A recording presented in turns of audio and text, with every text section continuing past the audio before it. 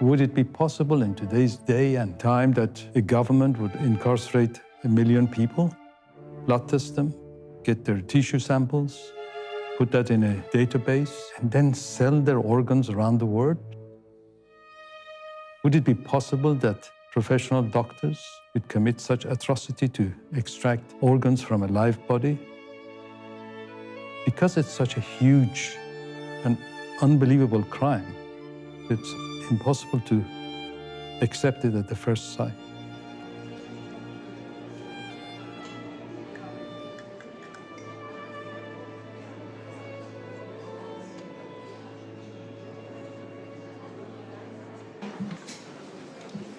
Please rise. China Tribunal, final sitting. Sir Jeffrey Nice, QC, and Chair. Please be seated. Good morning, ladies and gentlemen. This is the judgment of the tribunal. For over a decade, the People's Republic of China has stood publicly accused of acts of cruelty and wickedness that match the cruelty and wickedness of medieval torturers and executioners. The China Tribunal is being led by Sir Jeffrey Nice, QC, world-leading expert on genocide, crimes against humanity. He agreed to establish an independent tribunal with a number of other distinguished colleagues and to shine a light on a very dark place. It should be made clear that it gives the tribunal no pleasure to reach this conclusion, to which it is driven by evidence and the application of reason and logic, together with its appraisal of witnesses who gave evidence. Over 50 witnesses testified. Ms. Yang, is this your statement? 杨女士，这个是不是您的证词？是。 Yes. Are you going to give your evidence in English or in Chinese? 我说中文吧。 In Chinese. Ask you to remember that it is very important to tell the truth, the whole truth, and nothing but the truth. Thank you. 28 were fact witnesses, and the rest were experts and investigators.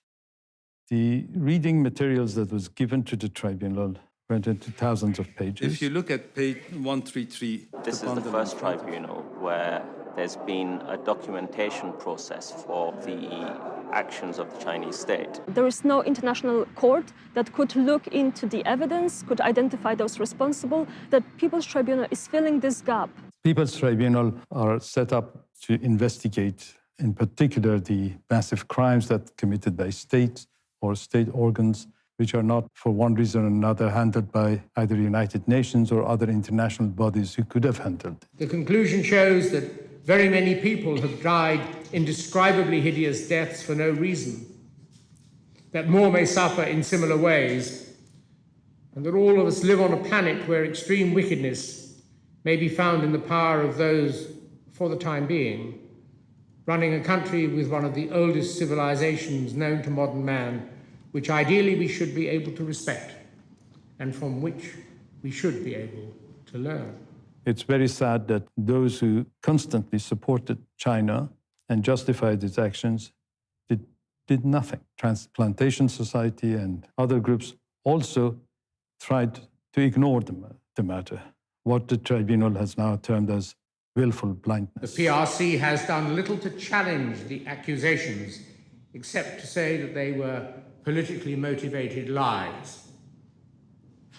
And governments around the world and international organizations, all required to protect the rights of mankind, have expressed doubt as to the accusation, thereby justifying their doing nothing to save those who were in due course, it is said, to be killed to order. So many people are unnecessarily afraid of China and kowtow to China, and so few people are prepared to speak up boldly. You look at the UN, they target certain countries. China seems to always get off. The Chinese government were given the opportunity at every stage to appear as witnesses, and they failed to produce evidence or witnesses. China has taken much more aggressive, assertive actions to prevent any information being known about, and that's an escalating trend. What this tribunal did is said not only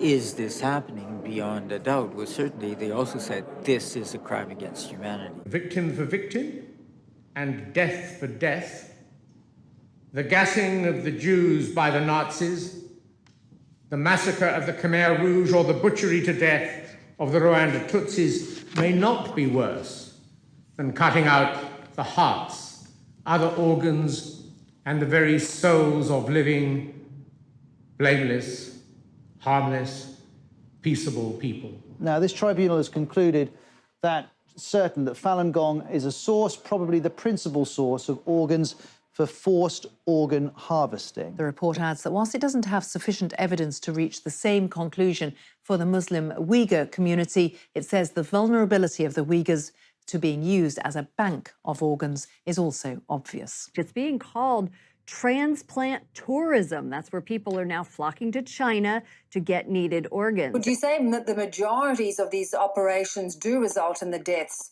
of people? They all result in the death of people. Like, for example, we all know about somebody going and buying a kidney in a back street somewhere in a poor country. The fact is, in China, they take both kidneys and other organs as well. So nobody survives these organ transplants because they, as I say, they're dead after all of their organs are removed. Doctors killed those innocent people simply because they pursued truthfulness, compassion, and forbearance in the case of Falun Gong practitioners and lived lives of healthy exercise and meditation that was seen as dangerous to the interests and objectives of the totalitarian state of the People's Republic of China. This is a very uncomfortable truth, inconvenient truth.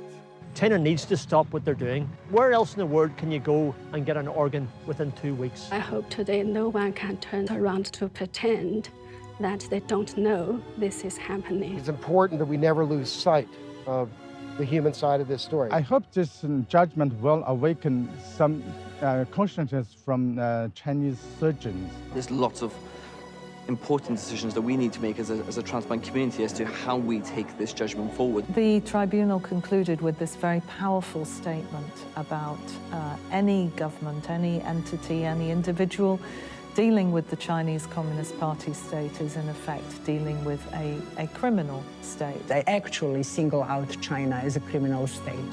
And I think nothing will be the same after this. Any who interact in any substantial way with the PRC, including doctors and medical institutions, industry and businesses, most specifically airlines, travel companies, financial services businesses, law firms, pharmaceutical insurance companies, together with individual tourists, educational establishments, and art establishments, should now recognize that they are, to the extent revealed in this judgment, interacting with a criminal state. We will rise.